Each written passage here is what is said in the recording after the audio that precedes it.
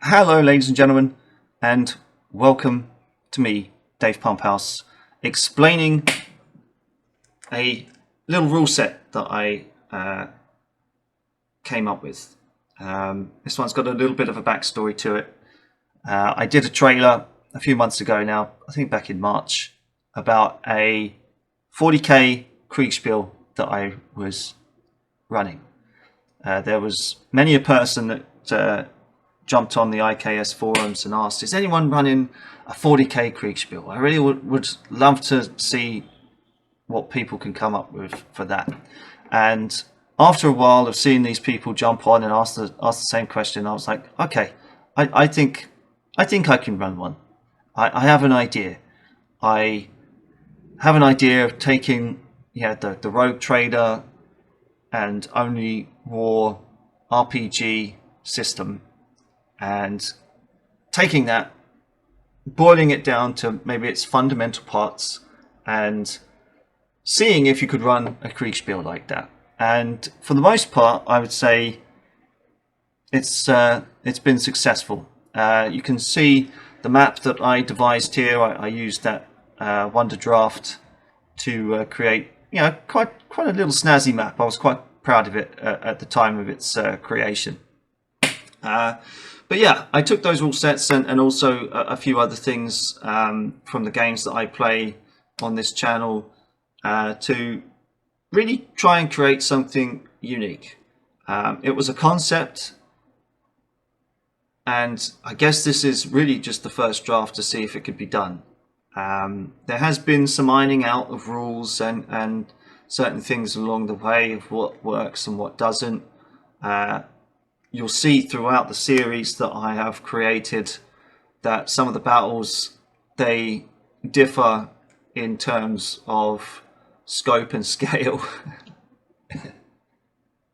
just to test what can be done and what is feasible for one umpire and 10 people to do. Well, actually more than 10 people, it was 13 that can be done.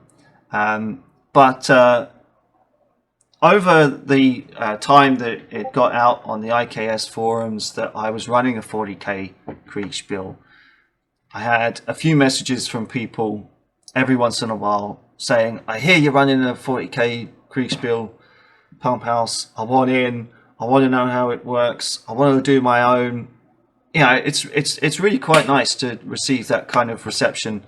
Yeah, but it was really quite something. So I said, the game's underway, and whilst I would love to invite you in, it's really just a concept, and we're trying to keep it as manageable as possible. Some people were asking how the rules work, and I said, okay, well, I'm going to do a video on that. And even some of the players are like, Pumphouse, how do you make this game so mediocre? So yeah, this is basically just a short video of how the rules work in practice, how people created the rather unique regiments that we're going to be seeing throughout the little series that I created. It was very fun, and I really thank the players for their participations and their patience with me on a few occasions. In some cases, I think maybe I bit off more than I could chew. But yeah, we wanted to make it grand and spectacular. When you set out to do something like this, you really want it to be a unique experience, and it was, and it was also a learning experience for me.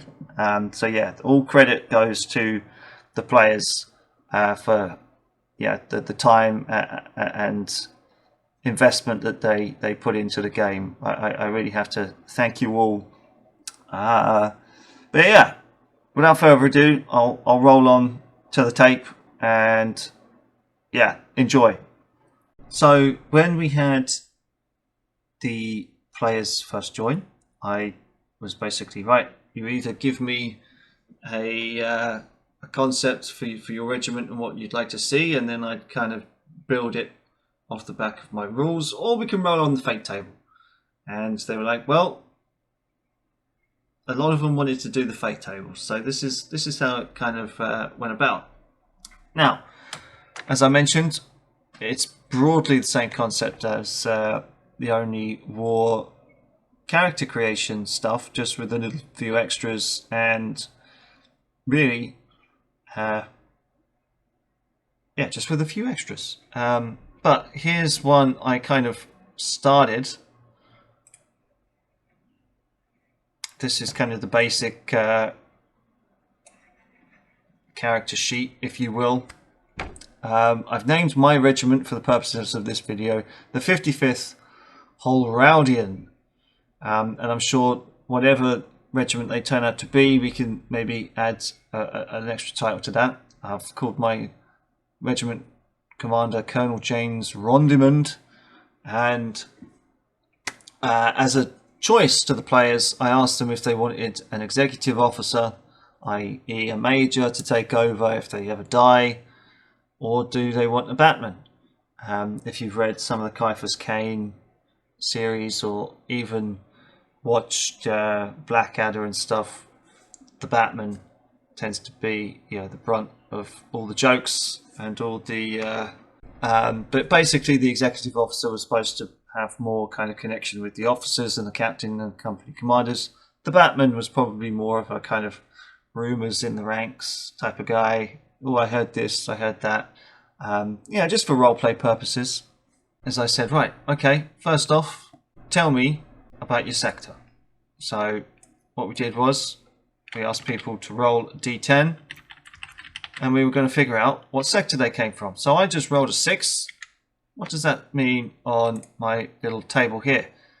6 is a typical Imperial sector. So that means my character gets +3 to weapons skill, or no, +3 to willpower, +3 to strength, and +3 to intelligence.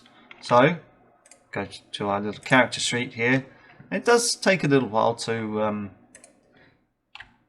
sort it out, but do +3 to strength as well, +3 to willpower, and +3 to intelligence. So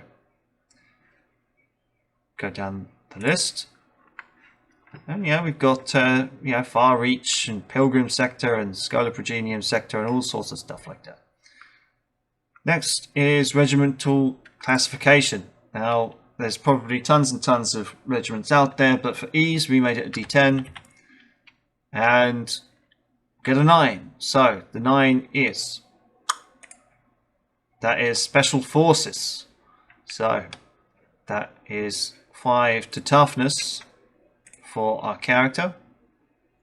Actually, what was the pluses for the regiment for the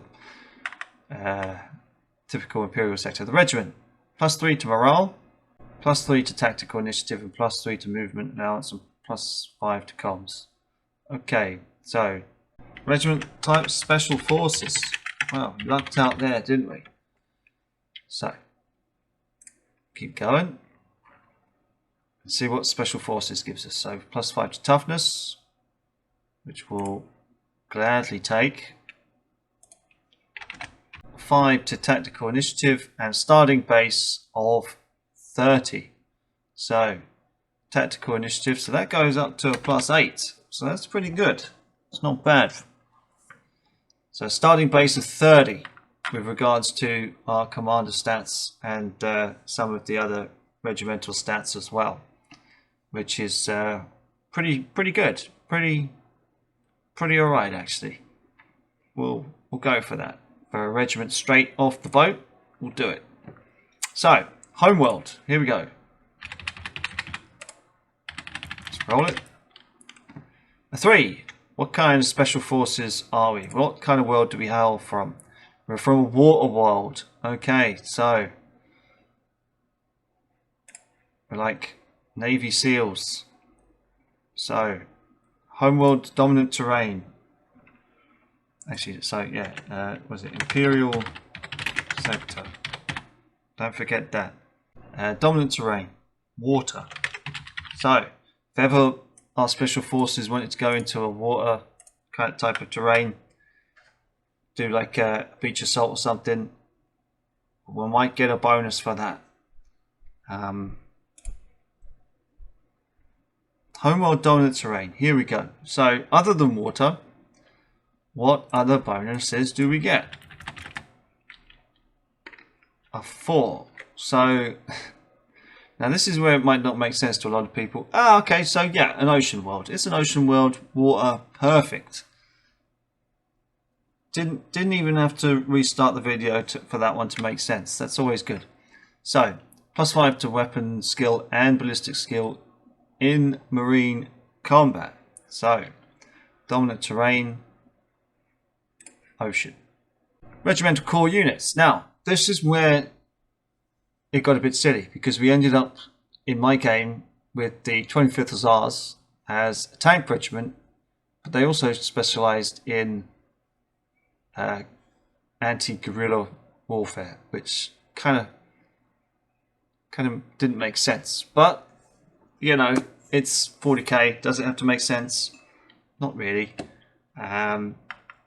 So actually, let's make sure. Yeah, +5. So I mean, that's pretty damn good to get that bonus with regards to water and stuff. But let's have a look. So let's roll on the table. So I did 1 to 100 here. Let's see what number we get, and if it's not too ridiculous, we'll just make ourselves light infantry just for the sake of it.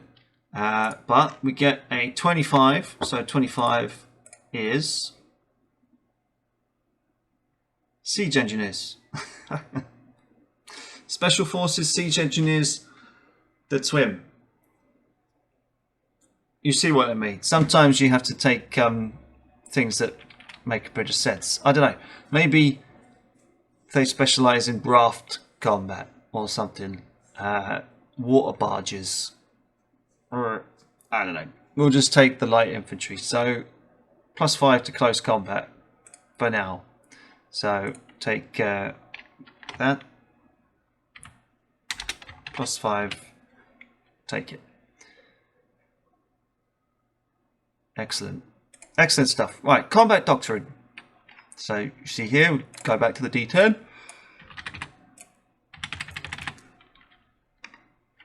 Got a 1. What is 1 on the table? Drill and discipline, 5 to morale. So special forces with some good morale stats by the looks of things. So that goes up to a +8. Starting morale rating. So we're going to see how good these guys are in their morale already. And that's a 1. Oh dear. Oh well, they're overzealous. So okay, fair enough. This is turning out pretty damn good. So starting morale, overzealous. So that gives them an elan of 7.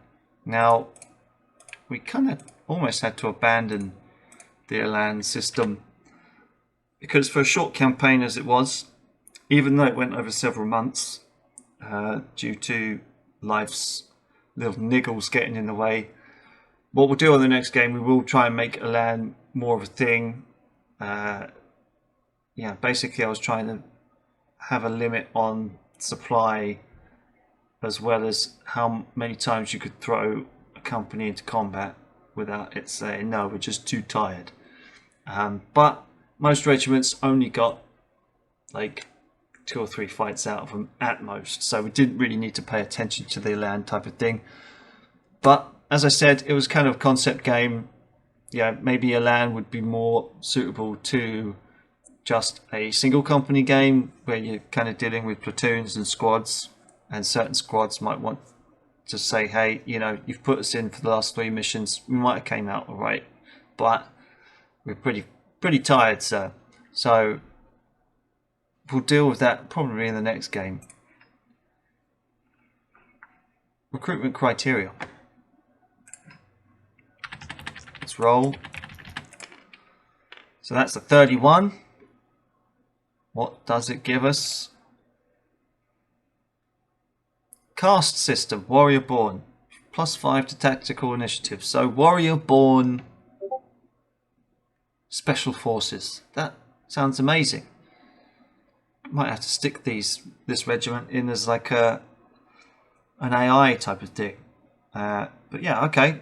Warrior Born, +5 to tactical initiative. So that's a +13 to their tactical initiative. So they're pretty smart. Pretty smart fellows. It's kind of what you want out of your special forces, I guess. Special equipment. Okay. So this is where we kind of ask the players to come up with something unique for their regiment. You know, it's not all rolling dice and just kind of going on things. What makes your guys unique, and what does it do? So, you know, we had a special banners, we had special tanks, all sorts of things. So I got an 8 here. So let's see what an 8 was. Special vehicle. Okay. They're kind of special forces. Jet skis. They're jet ski.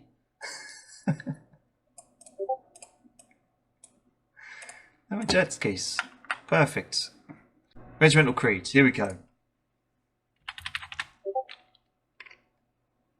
9. Boom.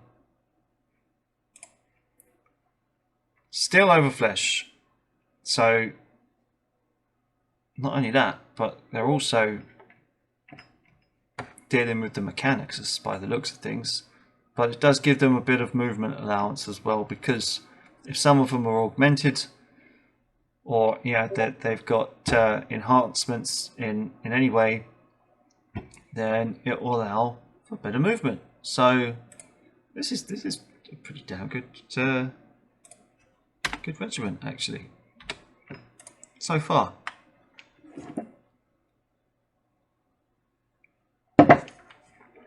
Now that's over. Yeah. So boom. We've got regimental staff and etc. etc. etc. So what we'll do, it's all on the character sheet. So we'll just take what we've got. Regimental classification. Now, light infantry.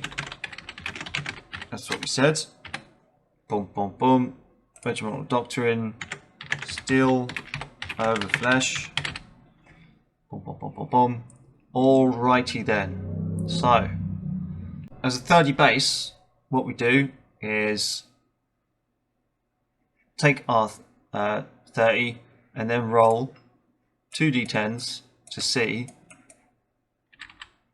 what our overall weapons and ballistic skill is. It's a 78, so that is, if my maths is correctly, 15. So that is 30 plus 15.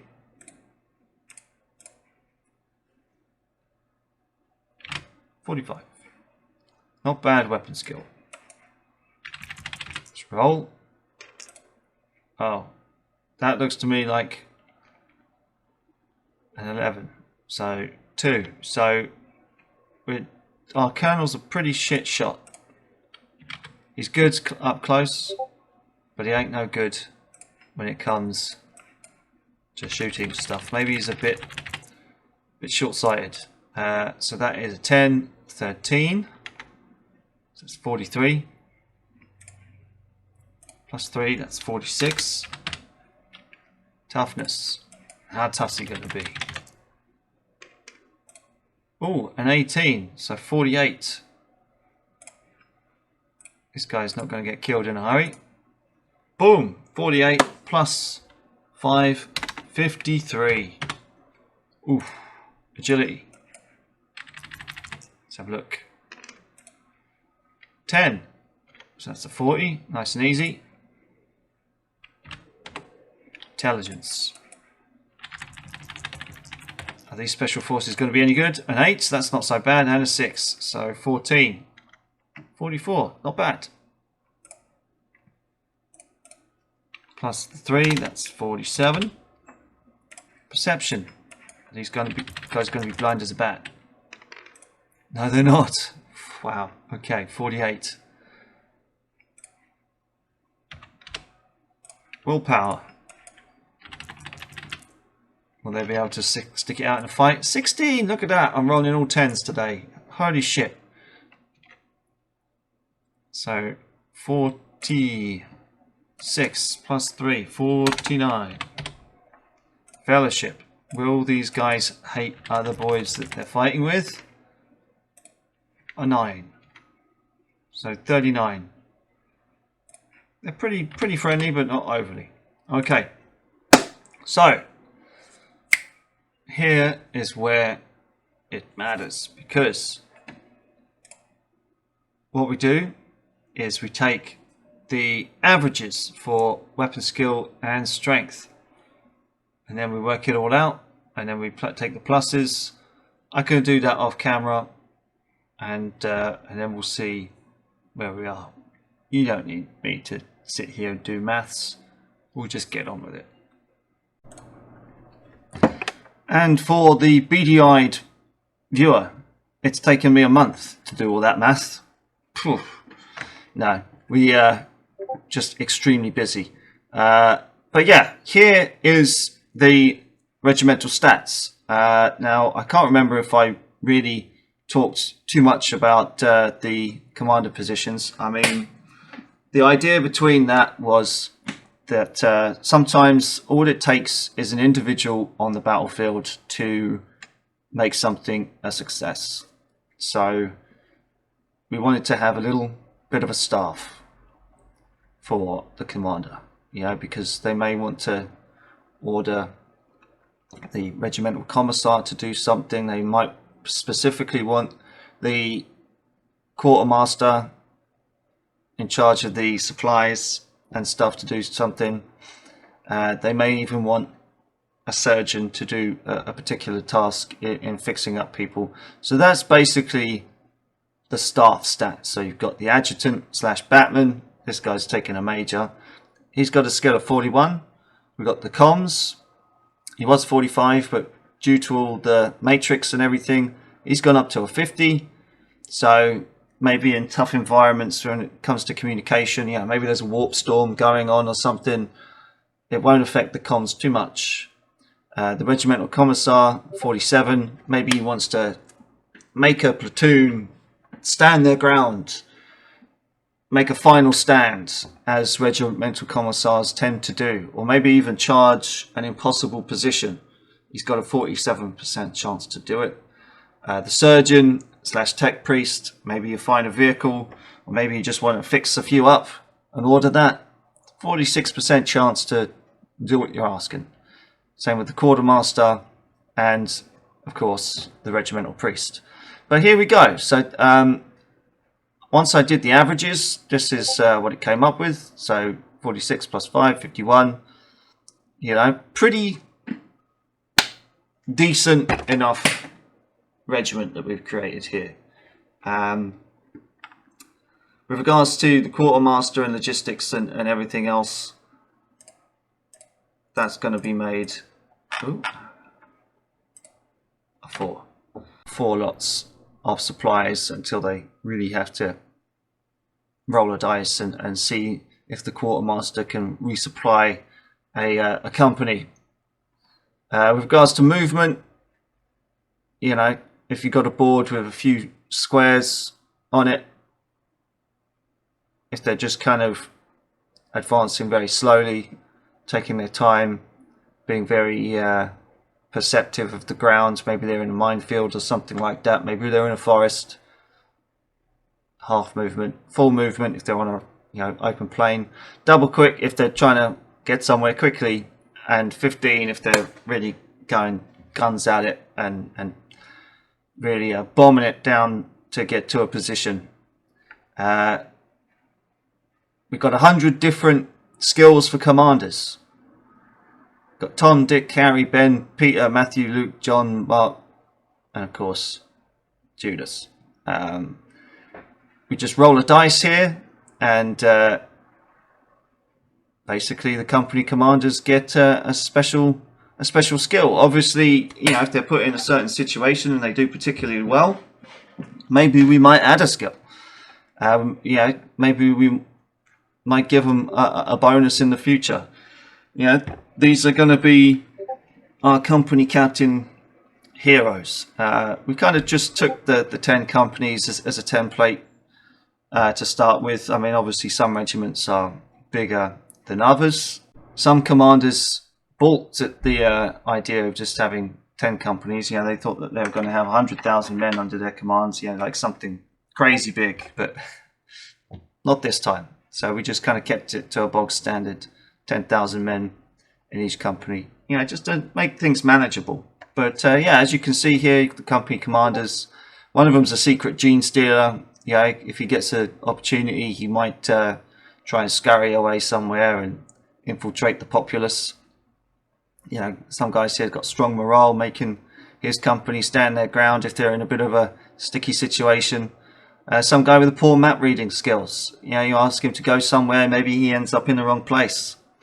You know, equally for Judas over here, poor recon. Maybe he doesn't understand what's in front of him, and he's just going to report the situation normal, and he's about to get hammered. Prodigal son, that's kind of more of a, you know, he can do no wrong, he can't fail type of situation. You ask him to do something, 9 times out of 10 he's going to get a good result. But yeah, I think some of the things on the list here speak for themselves. But yeah, that's basically the character sheet. I think in the next campaign I want to maybe take this matrix and maybe apply it more to the staff. I think that might be a better way to go about things. But yeah, we'll maybe take this off and change this. I mean, we really didn't have a good opportunity to delve into this, as I was trying to maybe keep things basic. You know, that's, again, it was a concept game, and I thought, yeah, if we deal too much with the regimental skills matrix and everything else, it's gonna get overcomplicated and a lot of paperwork to do. So that's it. That's how you create a regiment. I mean, we kind of, you know, it's not too hard to draw a regiment up. You know, it takes you 20-25 minutes, maybe even less if you're not talking your way through it. And I think it works. I think it works. So yeah, let's maybe go on and do a quick example of a battle situation. And in true Blue Peter fashion, here's one I made earlier. This was the battle just south of Tarmac, towards the end of the game. Some of the Orcish commandos decided to do a bit of an ambush on a company here. Obviously, the Imperials had a lot more troops going for them, but they were slightly less skilled than some of these commandos. But the Imperial Guard, it's all about quantity over quality. So they beat them pretty handedly. But let's maybe just take this situation here. Maybe the company commander has asked this platoon down here to fire into those woods. So let's see what stuff the Imperials have got around here. It's pretty much all just infantry, and there's really only one heavy support. You can tell by the heavy weapons by the little slight bar here, and the fact that it also says heavy weapon. So heavy weapons, I said, count for like a support bonus. So if we go back to our thing here, support value. So support weapons, you know, 44% chance of hitting. And yeah, let's say they want to shoot dead ahead of them. So let's maybe take our dice here and say, okay, heavy weapons, fire into those woods, see what damage you can do. 35. So 44 is the benchmark. So 44 is a pass, and each 10 below that number is a degree of success. So we're almost at a full degree of success. So it's just a pass. So let's say they shoot in here, but maybe these slugger boys, because they're in cover, they incur a bonus in their defense, and maybe it just kind of equals out. You know, maybe if you give these slugger boys here a plus 10, it might equal out against that. but let's, for the sake of argument, say that they do incur some damage. So that's that 10 equals 1 damage to this little squad here. What if we took these 3 for their range combat, and maybe they're shooting against these shooters? It's also suffered a little bit of damage. So the range combat is 40. So what we'll do is we'll just roll each one. So that's a miss. That's a 51. It's got 10s units. This guy 21. Okay, so 40, 30, almost an extra degree, but because it doesn't meet it, we'll just say that's 2 hits. 1, 2. And for the last guy, a 52. That's a miss. So these guys pretty beaten up. Maybe we'll give them a -10. So commandos, we said, were a 65. Yeah, they're skilled, so maybe they'll shoot back, but maybe we'll give them a -10 because they're all beat up. So they got to pass 55, they got to 33, 55, 45, 35. It's 3 degrees back at, say, the nearest block, maybe even spread out, and we'll just go like that. Simple. It may be a little bit more convoluted than, say, the brigade system and stuff, but you know, sometimes, you know, there is degrees of failure and degrees of successes when you ask a platoon or a company or a squad to do something. You know, sometimes they can have an overwhelming success. You know, maybe they're just having a bad hour, and then all of a sudden something happens and the dice flips, and they're fighting a desperate last stand, and it's great. So yeah, that's basically how the combat system works. I think it's fairly easy to understand. I mean, obviously there's a little bit of maths and you count them down, and that's basically how the rules work. I think it's pretty self-explanatory. I mean, if anyone's ever played Only War or D&D and stuff, they're kind of familiar with those kind of degrees of success, and I think it makes it accessible enough. Yeah, most people who are in the game seem to have enjoyed it. You know, we've got a few minor skirmishes to go through at the end of this campaign, and I'm already thinking about making another that irons out some of the problems that we had in this campaign. It did drag on a little bit longer than I anticipated, but that's my own fault. I got extremely busy with work and home life and everything like that. Yeah, and also I've also taken up a few hints from other umpires and how they run things as well. So yeah, it's been a good game. But maybe I'll do another video of the things that I learned